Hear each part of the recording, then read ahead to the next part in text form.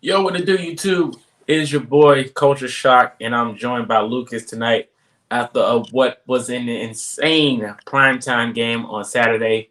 The Colts wind up beating the number one team in the AFC, the New England Patriots. Lucas, how are you doing tonight? Well, my voice is definitely going to be sore after that one. It was a raucous crowd. I was proud to be a part of it. Colts fans were able to get three different offsides or neutral zone infraction penalties against the Patriots, especially in some key situations. So, safe to say, our voice was heard. Yeah, definitely. I think mine was heard as well. Uh, I have a few videos on Twitter, especially on YouTube, of me reacting to that big run. And you happened to be at the game, correct? Yes, I was. Ah man, that had to be a joy to watch. Definitely about to get your thoughts about it. We're gonna go ahead and split it up, but we're gonna talk first about how did you think the offense played against the New England Patriots today? Well, of course, this game was a tale of two halves. First half, there was some lights out play on both sides of the ball. Offense was pushing the ball down the field very, very consistently. Uh, Jonathan Taylor was a man on a mission throughout. Carson Wentz was able to play mistake free football in the first half. Wasn't asked to do too much, but ultimately, I mean, he was doing enough to put us into a great lead. So much so that we were up 17 to nothing at half. I mean, JT was phenomenal. Naeem Hines was phenomenal. And I did say in my pregame article that one of the big keys for this game was going to be misdirection, especially when they have Naeem Hines and Jonathan Taylor both in at the same time. One of them is always going to be the decoy potentially. The other is going to be the ball carrier. And what happened for their first scoring drive? In very key situations down in the red zone, they had both of them on the field at the same time. And the game opening touchdown was, of course, to Naeem Hines with Jonathan Taylor as the lead blocker. So it was a very, very fun game to watch. And I absolutely loved what the Colts were able to do on offense to start the game. However, once the second half hit, the Colts offense started stalling out, and we were not able to put together some really good drives. There were some turnovers by Carson Wentz.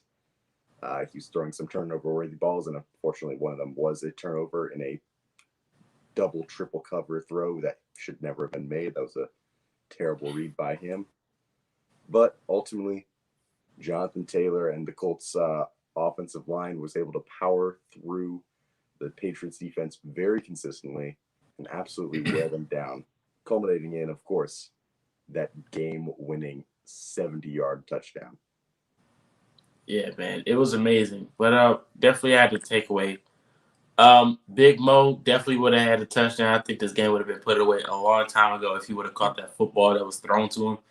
Just it happens often. I mean, it is what it is. I think he'll learn from it.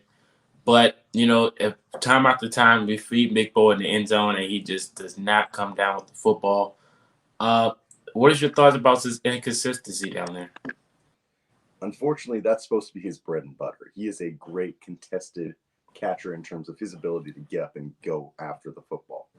The problem is, unfortunately, his hands have not been as consistent recently as we would like, especially considering how ginormous they are. He can palm a football easy. But unfortunately, it just clanged right off his hands and dropped what could have been a sure touchdown, like you said, which would have put the game away. He is not a field stretcher, of course, but he is an absolute weapon in the run game. Hopefully, he can develop a little bit more as a receiving threat, but that is, of course, kind of been his weakest point has been route running, and he still apparently needs to work on his catching. Yeah, for sure. Uh, Before we go ahead and talk about this defense, um, your thoughts about that Michael Pittman Jr. ejection? I know you were there live. I'm pretty sure you wanted to run down there and help him. He was getting jumped from my camera angle. It looked like he was getting jumped by Patriots players, and the refs did nothing but eject all of them when Michael Pittman Jr. was just defending himself. What is your thoughts about that whole altercation?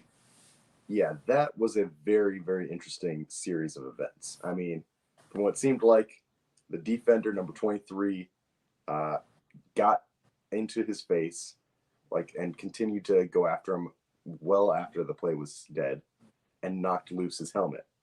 Michael Pittman Jr. was trying to put his helmet on and was like needed some space from this guy, so he kind of shoved him a little bit away as he was like still trying to get it back on to his head. And of course, the defenders takes a swing at him, and then Michael Pittman starts defending himself, and the guy just like rolls on top of him and starts punching him. So because of all of that, both of them are apparently equally at fault and get tossed out of the game, which safe to say I disagreed with. Yeah, that was kind of crazy. Now let's go ahead and hop into the defense. Of course, we can add the special teams into the scenario as well. Shout out to the special teams for having a momentum play right there, returning in EJ Speed. You're a freaking animal. But let me get your thoughts about the defense. The defense, they were absolutely phenomenal in the first half. They made a goose egg for the first 3 quarters of the game. They were able to completely shut down the Colts run or the Patriots run game. The passing game was only able to have a very, very limited success at times, and it wasn't very consistently. They were able to get some turnovers as well. Of course, you mentioned the special teams block and touchdown by EJ Speed, but also Bobby Okereke had a very, very clutch interception, as well as Darius Leonard in the red zone. And then, of course, the brutal stiff arm from Darius Leonard. Mwah, phenomenal. But ultimately, the defense was coming up in phenomenally big spots in the first half. Second half, though, of course, we started to let them in the game. They were able to beat us over the middle, especially with Hunter Henry. He was able to find the soft parts of the middle of the zone versus Sendejo, a little bit of Kari Willis, and of course the Colts linebackers at times. Mack was able to make some really accurate throws despite some occasional pressure from the Colts defensive line.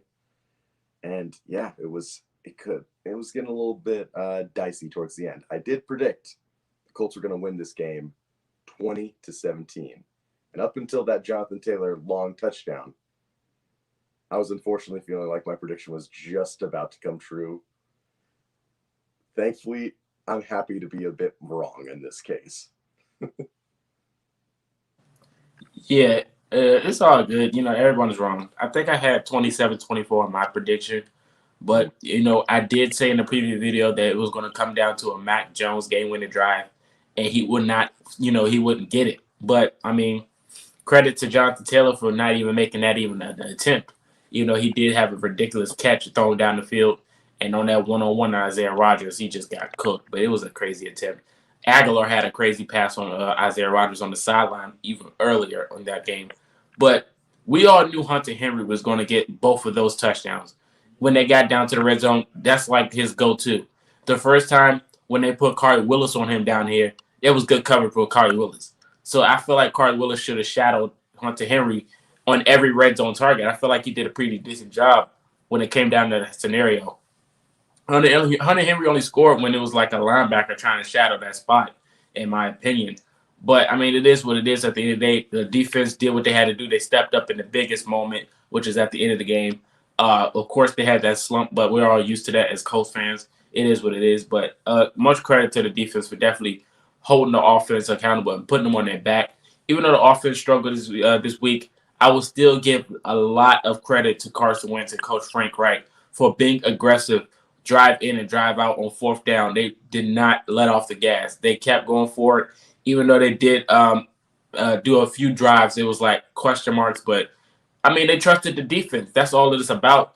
And the fact that they trusted the defense and the defense stepped up when they had to, I'm fine with it. I mean, of course, we would have wanted Carson Wentz to have better passing yards and actual more touchdowns, but it is what it is. At the end of the day, it's still the best team in the AFC. It's still one of the best defenses, and they did show up in certain scenarios and certain plays.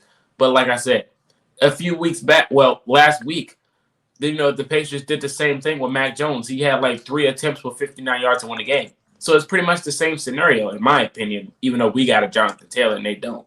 But it is what it is. Yeah, absolutely. This was a very tough matchup for the Colts passing attack, of course. I mean, they had a dominant pass rusher in Matt Judon heading into the game. They had a dominant shutdown corner to eliminate the Colts' really only consistent weapon in the passing game in Michael Pittman Jr. And of course, they were a top 3 unit on in the pass. And it was always going to be more so reliant on can the Colts establish the run and be able to open things up potentially for Wentz. It was going to be a run to set up the pass game more than a pass to set up the run game, just based off of what the Patriots have done throughout this entire season. And thankfully, the run game was just very, very consistent and was able to grind out the Patriots. Not many teams have been able to out physical the New England Patriots this season, but the Colts are apparently one of those rare teams that can because of this phenomenal front and, of course, Jonathan Taylor. Yeah, man, I agree. But I definitely appreciate you for giving us your input tonight. Appreciate you for going out there to Lucas Oil and screaming with the rest of that crowd. Where can they find you before you get up out of here? Of course, everyone can find me at RobbinsLucas on Twitter. You can also find me at thebluestable.com writing up. Currently, I'm writing the post-game article for this and the review of it. Oh boy, there is quite a lot to discuss on that, and I am so excited to finish that up. All right. Hopefully, you didn't spill it all in this video, but we definitely appreciate you for joining the show. For people that did watch this video, if you haven't already subscribed, hit the subscribe button, like button. Also, comment your thoughts about the game, and definitely comment on this article on thebluestable.com when it does release. If you guys don't know, this is a news flash. We did sweep the division. Every team in that division got a taste of the Indianapolis Colts this year, and it was very good. This is kind of resemblance from last year with Aaron Rodgers MVP form and that NFC North. We pretty much swept through that division as well. But, it is what it is. People are going to keep counting out the Colts. They don't think they can play good football. They don't think they can do this. But when we come out here in prime time, like I said in my preview, they play good football in prime time, and it was able to keep the lead and get the job done. So it is what it is. Today. Shout out to the coach. Shout out to Jonathan Taylor. Shout out to Coach Frank Wright. Shout out to Eberflus for having a consistent defense a little bit. They showed up. But, hey, man, the coach showed up and showed out, and that's what it's all about. This is Lucas. This is Culture Shock, and we will see you guys next time.